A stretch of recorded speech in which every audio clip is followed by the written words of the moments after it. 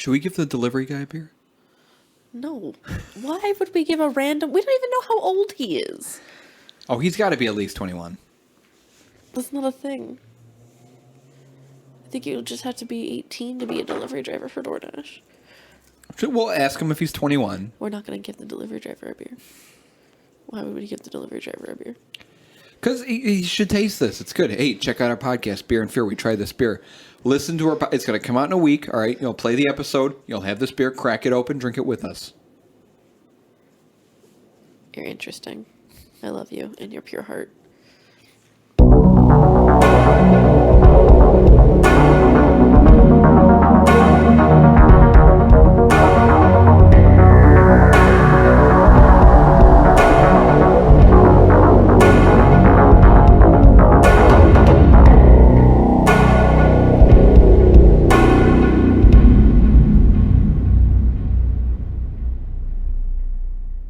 Do you want to start? Yeah, sure.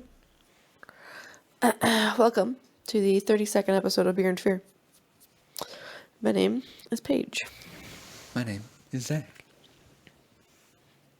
And this episode is on witchcraft. Yeah. I think I'm going to need you to lead this episode. A long day at work. I'm a little tired. Every episode number you say, it just surprises me now. 32. Why? Oh my God, 32. You can count. We're getting up there. It just keeps going. Somehow this podcast just keeps going. It's for the fun of it. It's the only. It's probably the only consistent thing in my life besides my job. Yeah, I appreciate it. Yeah, witchcraft, and you said witchcraft and witches, and I was looking online, and we've said this before. Wikipedia is our go-to, and there's no witches article. It just talks about witchcraft, so we're going to talk a lot about witchcraft, and then sprinkle in some witches here and there. Before we introduce the beer for this episode, which Paige picked out this time, you want to tell me anything about recap your last week and anything notable you want to talk about? Your Easter was Sunday. Yeah, I worked and then I went and saw my family for a little bit, and they gave me some mashed potatoes, and I'm very excited about those mashed potatoes. I haven't eaten them yet. I got ham. I'm gonna eat those mashed potatoes when I get home. I got ham in the freezer. Those spuds. Forget about that. Excellent. Delicious. Good. And they gave me like a cheesecake. Ooh. I'm just making myself hungry. Yeah, we got food coming, so. Oh, thank God. Cool. Praise the Easter Bunny. Cool. Did I tell you that I'm gonna be going out of town? Where? I'm going to be going to Las Vegas. When? In July. Why? What the fuck? My parents are renewing their vows. Oh, that's cute. So they wanted their kids to be there. Can I come? Yeah. If you pay for the flight. Because my dad paid for my flight. Okay. Do some gambling. I still haven't been to a casino. I haven't been to a casino either. And you're going to go to a casino. You should come to Las Vegas with me, Zachary. When is it? July. Maybe. We'll see. Wouldn't that be weird, just me tagging along, though? No. That would be weird. No. I'm not going to go. What else? Just back to work. Like, that's it. That's it, man. I love the background noise. Yeah, you hear the birds singing. She's like a Disney princess. Got the window open because it's finally somewhat nice out. What about you, bud? You have any news for me? I went to Mission Barbecue. Ooh, what's that? Yesterday. You've never been there? No. Really good barbecue place. They they support law enforcement and firefighters and public safety. All those agencies. So when you walk in, they have the walls are lined with memorabilia. Different helmets from fire departments, patches everywhere, fire department patches, police patches all over the walls. They have pictures and everything like that. And then you can buy, if you ask for a drink, you can buy a special cup, and part of the proceeds go to supporting law enforcement and firefighters, public safety. So it's a really cool barbecue place. And a lot of, we walked in and there was a group of 5 officers behind us too. So, there's a lot of public safety that frequent Mission Barbecue, and they're a chain, so they're all over the place. But we went to the one in Downers Grove, and it was really good. I had brisket. Ooh. Pretty sure brisket sandwich, and then some coleslaw. That was really good with some sweet tea. I didn't get to hang out with anyone this Easter because I was working. So I got to see my dad and stepmom yesterday. What else? Paige was super nice and bought Kasota some toys. Yeah, she got an eggplant filled with catnip and an avocado. From her job. And they're filled with catnip, and she loves them. But she's so cute. She's bathing herself now. I thought there was one other thing. Oh, my mint plant died. What did I say when you got it? It's going to be so sad when it dies. Yeah, so I put on Instagram. It's fine. I need to get like like a plant that's already like partially growing. Not a seed. Yeah. It's hard to grow those seeds in there, and I don't think it was getting enough light. It was maybe a little too cold. Hard to grow seeds.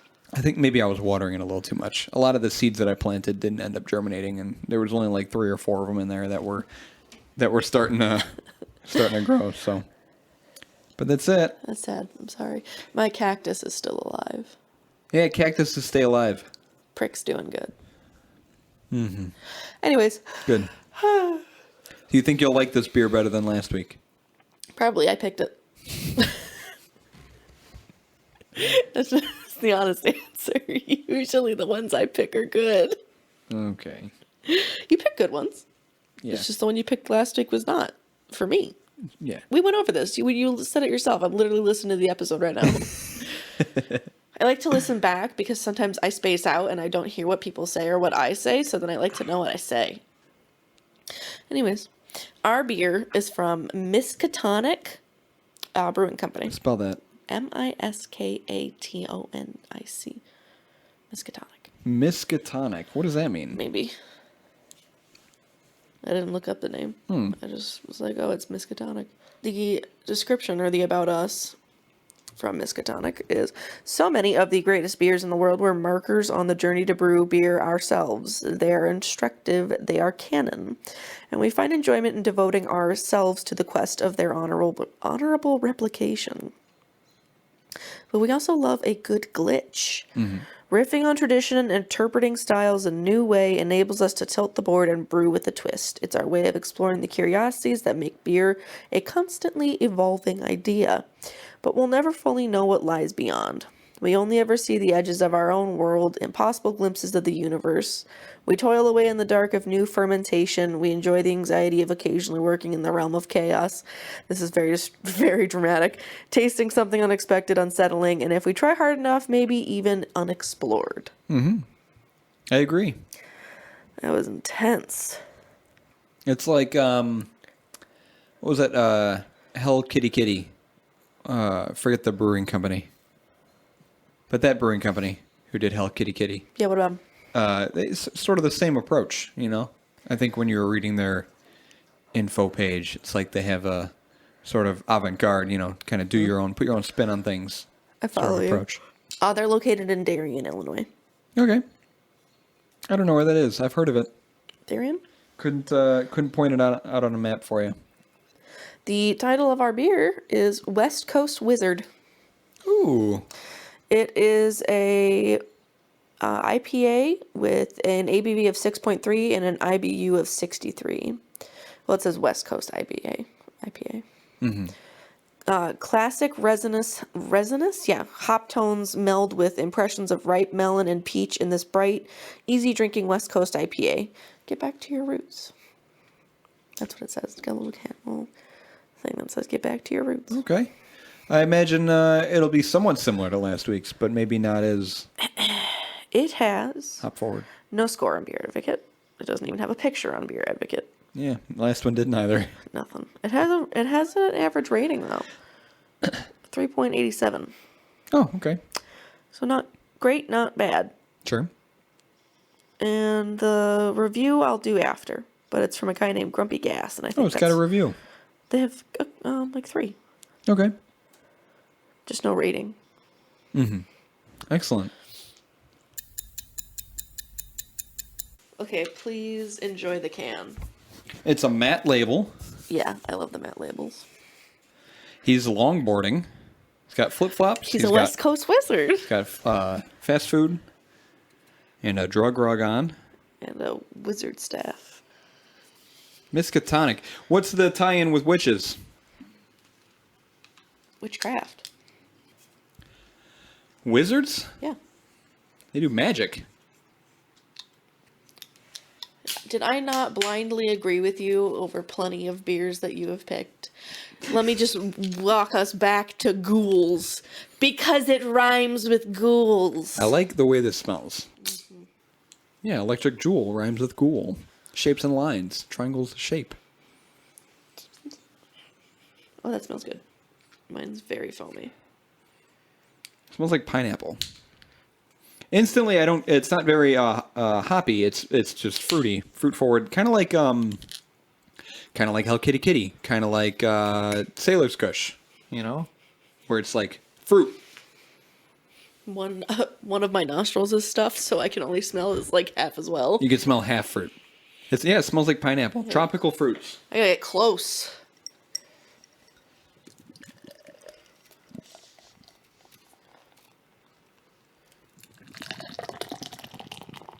Photo. Oh.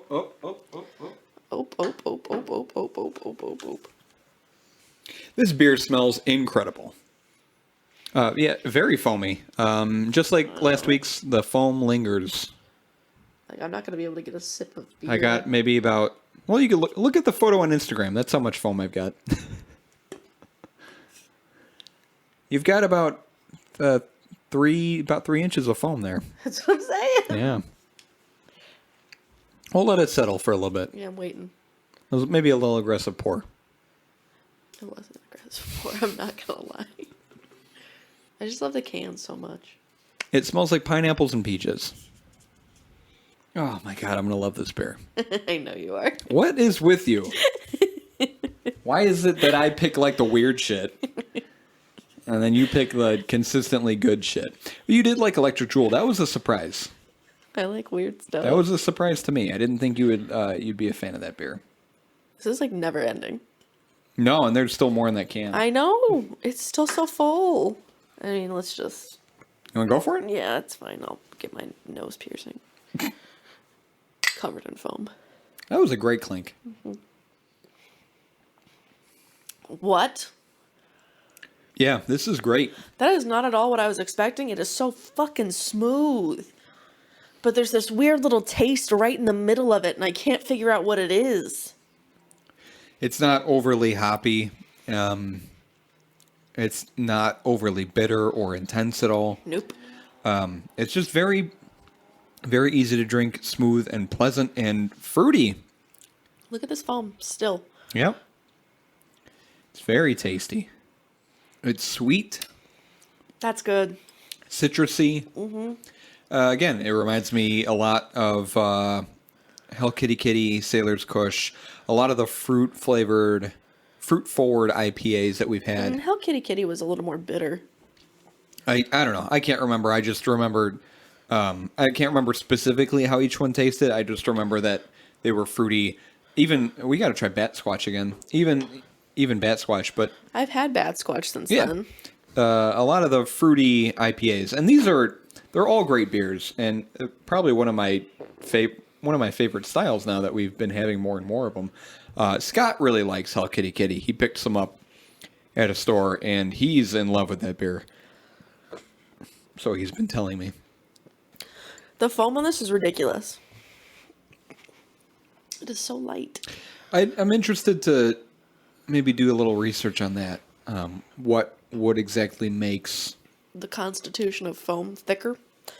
Yeah, like the amount of carbonation that they get in the beer and how that's achieved and what that does to the beer. Oh yeah, you got a thing to read. All right.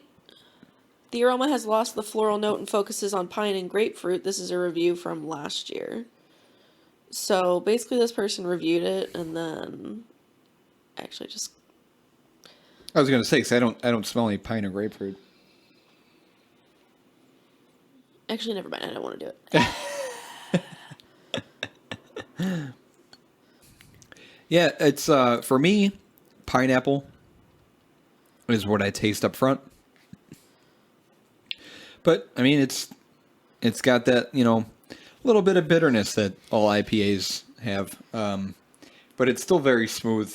This one's a little more translucent than our last beer was, where it looked more...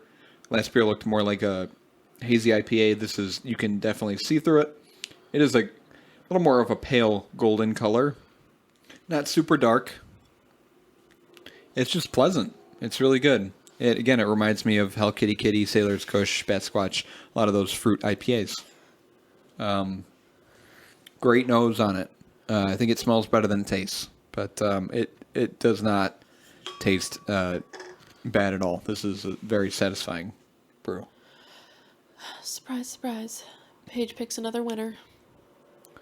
It's great. I'm already half done. It's delicious. Do you want to we'll rate it? I wish you had frogs. I can't, I just can't do that right now. I can't. Maybe I should get you a tarantula. No. Those guys are easy. I got a cat. Maybe if I didn't get a cat, I'd be able to do frogs, but... Yeah, that was like your birthday gift like 2 years ago, so... If it hadn't happened in 2 years, I don't think it's going to happen. Maybe eventually, if I ever want to get frogs, I have a great terrarium or vivarium, and I can use all the stuff that you got me. That's perfect. I won't need to go shopping for any of it when I pull the trigger. So this talks a lot about witchcraft. There isn't really, like I mentioned already, there isn't really an expansive article about witches like there is in witchcraft, since witches are just people who practice witchcraft. So... most of this information is just going to be about witchcraft, but it's also, the people doing it are the witches. Make sense? You follow? You copy? All right. What is that? Early witches were people who practiced witchcraft, using magic spells and calling upon spirits for help or to bring about change. Most witches were thought to be pagans doing the devil's work. Many, however, were simply natural healers or so-called wise women whose choice of profession was misunderstood. The word witch derives from the Old English nouns witcha and witche, so W-I-C-C-A and W-I-C-C-E, witcha and witche, the former referring to a male witch, sorcerer, or warlock, and the latter referring to a sorceress or female witch. Throughout history, there has not been a consistent definition of the term witch. Some have used the term maleficus. Ah, yes, maleficus. Maleficus. It's Latin to mean witch, or a person who performed maleficium, harmful acts of sorcery against others. So maleficus is someone who performs maleficium. A witchcraft is the practice of what the practitioner, usually a witch, believes to be magical skills and abilities such as using spells, incantations, and magical rituals. It's a broad term that varies culturally and societally and thus can be difficult to define with precision. Historically, the most common meaning is the use of supernatural means to cause harm to the innocent. This remains the meaning in most traditional cultures worldwide. In the Philippines, as a random fact, similar to many of these cultures, witches are viewed as those opposed to the sacred. In the modern era, some now use witchcraft to also refer to benign, positive, or neutral metaphysical practices such as those of modern paganism. Examples may include divination, meditation, or self-help techniques. It's unclear exactly when witches came on the historical scene, but one of the earliest records of a witch is in the Bible in the book of 1 Samuel, thought to be written between 931 BC and 721 BC. It tells the story of when King Saul sought the witch of Endor to summon the dead prophet Samuel's spirit to help him defeat the Philistine army. Endor. The witch roused Samuel, who then prophesied the death of Saul and his sons. Aroused? Roused. Oh, okay. The next day, according to the Bible, Saul's sons died in battle, and Saul committed suicide. The concept of witchcraft and the belief in its existence have persisted throughout recorded history. They have been present or central at various times and in many diverse forms among cultures and religions worldwide. including both primitive and highly advanced cultures, and continue to have an important role in many cultures today. Historically, the predominant concept of witchcraft in the Western world derives from Old Testament laws against witchcraft and entered the mainstream when belief in witchcraft gained church approval in the early modern period, which is about 1400 to 1800. It is a theosophical conflict between good and evil, where witchcraft was generally evil and often associated with the devil and devil worship. This culminated in deaths, torture, and scapegoating, and many years of large-scale witch trials and witch hunts, especially in Protestant Europe, before largely ceasing during the European Age of Enlightenment, around the 17th and 18th centuries. Witch hysteria really took hold in Europe during the mid-1400s, when many accused witches confessed, often under torture, to a variety of wicked behaviors. Within a century, witch hunts were common, and most of the accused were executed by burning at the stake or hanging. And you just know that with the torture that was happening at that time, because torture was creative back in that time. Like, ridiculously. I'm sure it's still creative, but medieval-ass torture. There was some medieval-ass torture. I remember I went to... I'd admit to some shit. I've been to medieval times a few times. Have you ever been? No. You know, you think I should have gone because I lived in Florida, and I literally knew people that worked there. We got to go now, since I know you've never been. It's a great experience. I haven't been in years, but I've been a few times. Do we get to dress up? Yeah, you can. Some people do dress up. We're LARPing. Sure. Absolutely. But they have this section. It's an entire torture section of the castle where you can view different forms of medieval torture. The inner BDSM freak in me is just like, oh boy. Okay. All right. Single women, widows, and other women on the margins of society were especially targeted. Between the years of 1500 and 1660, up to 80,000 suspected witches were put to death in Europe. Around 80% of them were women thought to be in cahoots with the devil. Cahoots? And filled with lust. Ugh, I'm filled with lust and cahoots. So much cahoots. Germany had the highest witchcraft execution rate, while Ireland had the lowest. Fun fact. You go, Ireland. The publication of Malleus Maleficarum. Yeah, I know what that is. Or Maleficarum. Vicharum. It's Latin. Written by two well-respected German Dominicans in 1486, likely spurred witch mania to go viral. Oof. The book, usually translated as The Hammer of Witches, was essentially a guide on how to identify, hunt, and interrogate witches. Oh my. Malleus Maleficarum labeled witchcraft as hearsay and quickly became the authority for Protestants and Catholics trying to flush out witches living among them. Gotta get them out of there. For more than 100 years, the book sold more copies of any other book in Europe except the Bible. You know what that makes me think of? Monty Python and the Quest for the Holy Grail. I gotta watch Monty Python again. I love all of those movies. Do you remember the scene I'm talking about, though? The one where they're saying she's a witch. Oh, yeah. Okay, I didn't know if you were talking... She turned me into a newt. Yeah, specifically. I which scene you were talking about? Bring this up a little more. No. Bring it up. No. You're quiet. You're quiet. Paige will talk about some of the best-known witch trials that took place... Yeah, at a very quiet tone. ...shortly before the 18th century. Back here. Yeah. So I'll leave that to her. She's got some stuff to say. I'm going to cover some accusations of witchcraft. So this woman, Ava... Oh, wait. If you have notes on it, on the Salem witch trials at all? No, I skipped it completely. Okay. Mm-hmm. Ava Poch. Ava Poch. Her name's weird. Look at this. Got some weird accents. It's like pox. Ava Poch, a Hungarian ethnographer and folklorist, states that reasons for accusations of witchcraft fall into four general categories. A person was caught in the act of positive or negative sorcery. A well-meaning sorcerer or healer lost their clients' or the authorities' trust. A person did nothing more than gain the enmity of their neighbors, which happened a lot. And a person was reputed to be a witch and surrounded with an aura of witch beliefs or occultism. She also identifies three varieties of witch in popular belief. 1, the neighborhood witch or social witch. a witch who curses a neighbor following some conflict. 2, the magical or sorcerer witch. Either a professional healer, sorcerer, seer, or midwife, or a person who has, through magic, increased her fortune to the perceived detriment of a neighboring household. Due to neighborly or community rivalries and the ambiguity between positive and negative magic, such individuals can become labeled as witches.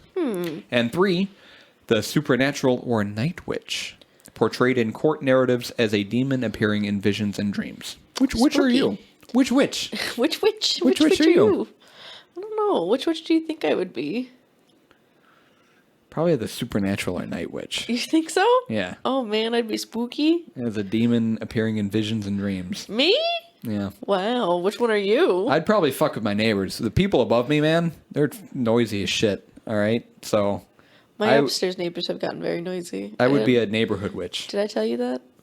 Like a few months ago, you told me you were having some problems, but... Well, those ones moved out.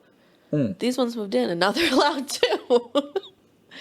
You know what? I actually haven't had a problem with the people above me lately.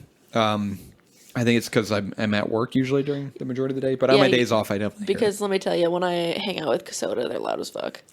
Okay. I believe you. Some alleged practices of witches included spellcasting. So that could consist of a set of words, a formula or verse, or a ritual action. Methods included inscription of runes and sigils on an object to give that object magical powers, recitation of incantations, magical herbs as amulets or potions, among others. Necromancy, conjuring the spirits of the dead for divination or prophecy, or raising the dead. Demonology, the study of demons, beliefs about demons, or the hierarchy of demons. And then there's white witches, sometimes known as good witches, indicated practitioners of folk magic or for benevolent purposes, known as white magic, as opposed to practitioners of malevolent witchcraft or black magic. So they did good. Like Glinda. I knew you were going to say that. Yep. Even still, practitioners of folk magic who did not see themselves as witches, but as healers or seers, were still convicted of witchcraft. Food. Man, Casoda is just on it. It's a guard cat.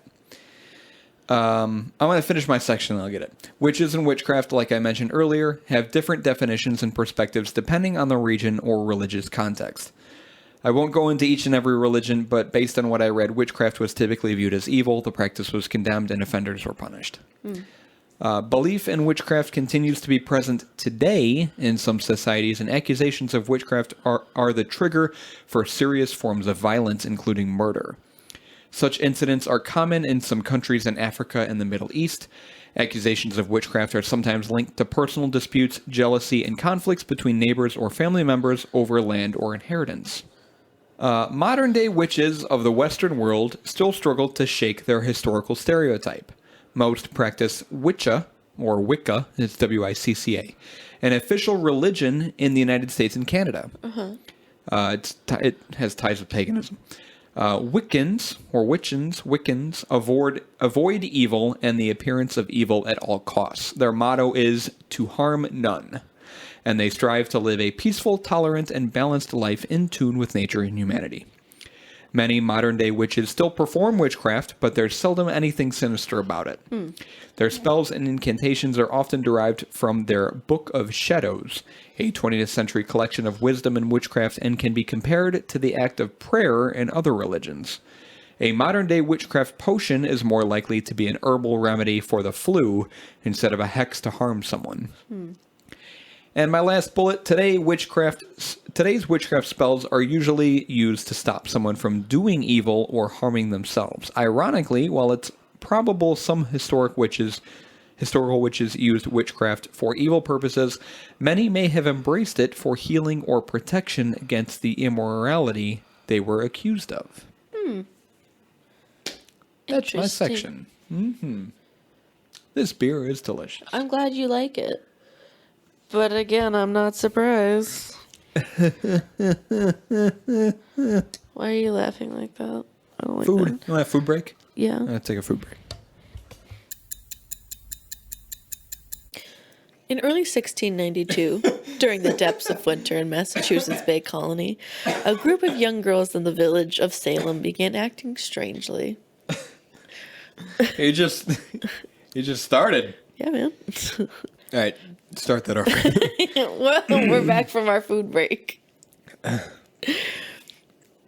You good? Yeah. Okay. In early 1692, during the depths of winter in Massachusetts Bay Colony, a group of young girls in the village of Salem began acting strangely. Salem. The daughter and niece of the local minister, Samuel Paris, claimed to be afflicted by invisible forces who bit and pinched them, sending their limbs flailing. Whoa. By mid-February, 2 more girls had joined them, and the first waves of panic gripped Salem's residents. The girls had been bewitched, which is obviously the only answer. Mm-hmm. The afflicted girls soon accused 3 women. The Paris's slave, Tituba, a local beggar woman, Sarah Good, and an invalid widow, Sarah Osborne.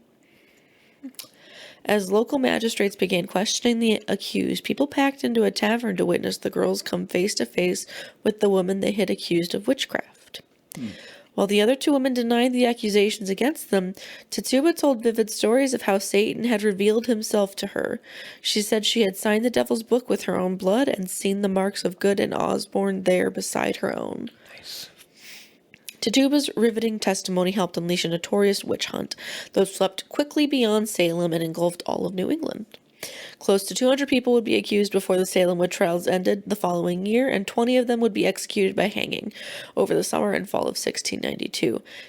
These are 5 specific ones. Bridget Bishop. When the special court of Oyer and Terminer convened in Salem town in early June, the first case it heard was against Bridget Bishop, a local widow, as the prosecutor assumed her case would be easy to win. Bishop had been accused of witchcraft more than a decade earlier, but was acquitted for lack of evidence. She also fit everyone's idea of a witch: elderly, poor, and argumentative. That's what I'm gonna be. I'm gonna be elderly, poor, and argumentative. She's a witch! Watch out. 10 witnesses testified against Bishop, and she was quickly found guilty and sentenced to death. On June 10th, she was taken to Proctor's Ledge near Gallows Hill in Salem and hanged by the neck until she was dead, according to the report of the sheriff who escorted her. This one's for Sarah Good. Was she... Maybe she was not so good. Oh, lame ass. By then, signs of opposition to the Salem witch trial had begun to surface. Several ministers questioned whether the court relied too much on spectral evidence or testimony about the ghostly figures witches supposedly sent to afflict their victims. Everyone assumed there were specters who could do it, said Margot Burns, a New Hampshire-based historian specializing in the Salem witch trials. That was not disputed, but what was disputed was whether the devil could send the shape of an innocent person to afflict. Still, when the court of Oyer and Terminer reconvened on June 28th after its success convicting Bishop, Sarah Good was quickly convicted and sentenced to death. Several of the afflicted girls claimed Good's specter attacked them, and Tituba and several others had named her as a fellow witch in their confessions, claiming she flew on a broomstick and attended witches' gatherings. On July 19th, Good was carted to Gallows Hill and executed along with the church-going grandmother Rebecca Nurse and 3 other convicted nurses. Witches, sorry. Susanna Martin did not even live in Salem, but in Amesbury, Massachusetts. Like Bishop, she had been accused of witchcraft before, but the charges had been dropped for lack of evidence. Her bad reputation may have spread to Salem by 1692 when 4 of the afflicted girls in Salem accused her by name, claiming her specter had attacked them. Uh-oh. When the court asked them how they knew their specter was Martin's, the girls said, "Oh, she said her name was Goody Martin and she was from Amesbury." She said that. They didn't even have to recognize her. Despite the general lack of evidence against her, Martin was also convicted and hanged on July 19th, the same day as Sarah Good. Martha Carrier. When the court of Oyer and Terminer met for a 3rd session in early August of 1692, it heard the case of Martha Carrier of Andover, which would be home to more accused witches than any other town.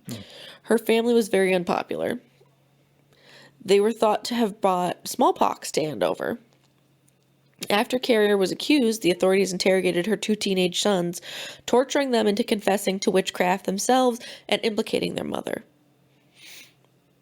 In The Wonders of the Invisible World, his famous account of the Salem witch trials, Cotton Mather memorably called Carrier a rampant hag who aspired to be queen of hell.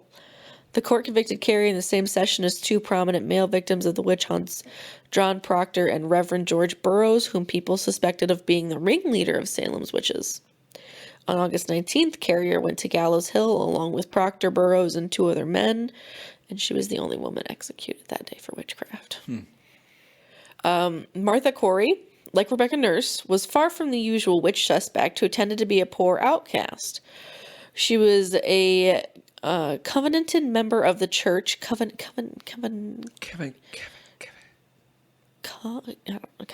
like that, member of her church, and was considered an upstanding member of the community. But Martha had attracted suspicion after she tried to stop her husband, Giles, from attending one of the early examinations.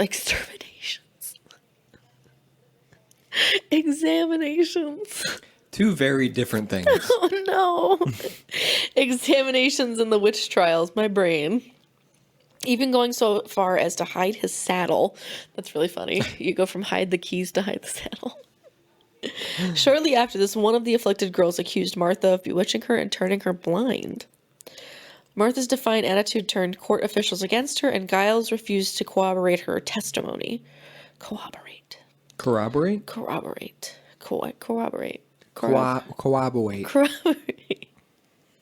It's inconceivable.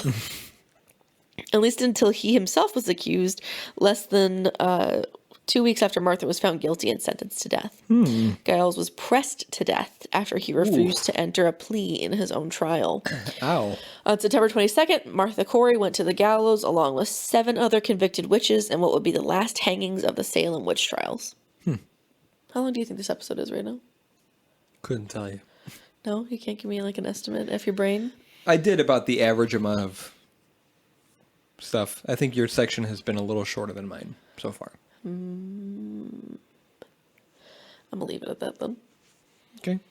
So the Salem witch trials, obviously in Salem, Massachusetts. I forget what the time frame. It was like 16 something. Right before 1700, right? Yes. And then you said 200 people? 200 people were convicted? Yes. And then 20 of them, so 10% of them were... Okay, from February 1692 to May of 1693. Okay. I didn't know it was that short of a time frame. Yeah, it wasn't that long. I thought it was like a longer, like the plague. No. Huh. What a crazy time to be alive. What a wacky world. And you're right, now I want to watch Monty Python. I told you. Good book, good movie, whatever. I know what things are. Was it ever a book? No. I just accidentally said book because I brain farted out book. What did you think of the beer? What did you think of the beer? It was better than last week. I thought it was, like I said, I've said this before, very similar to Bad Squatch, Sailor's Kush, Hell Kitty Kitty, the fruit IPAs that we've had before, fruit forward IPAs we've had before. It's sweet, it's smooth, it's not overly bitter or astringent or, just overbearing in any way. It's nice. It's a nice beer. You're a nice beer. Thanks. You're welcome. I enjoyed it. I thought that it was really well brewed. Very tasty, very smooth. Yeah. Ridiculously long foam. Like there's still foam on clinging to the glass. It's very foamy beer. It comes in a 6-pack of 8-ounce cans. I would have more than one normally, but I'm trying to limit myself. One beer's good. Can I keep one? You can have the whole. No. The rest is yours, because it's for you and Chelsea. I keep my beers. You keep your beers, but I'm just asking for one beer. We don't drink that much. I'm trying not to drink that much either, so it's going to stock up in my fridge too. Yeah, you can keep one. Or all of them. Okay. beerandfearcast@gmail.com. Yeah. That. Check out our Instagram, Facebook, Twitter, Reddit. Yeah. Pornhub. Beer and Fearcast Pornhub. Look at our likes. Our shared videos. It's brand new. We just started this, so people look out. Pornhub.com/Beer and Fearcast. Oh boy. We have the black casting couch and everything. And then you can send us your stories. If you got a story, send it to our email with a beer recommendation. For fights, for fights and fights. Fights and fights. Fights and fights. Or we just, for an hour, we just fight each other. You're going to lose. That is it. Have a good. Yeah.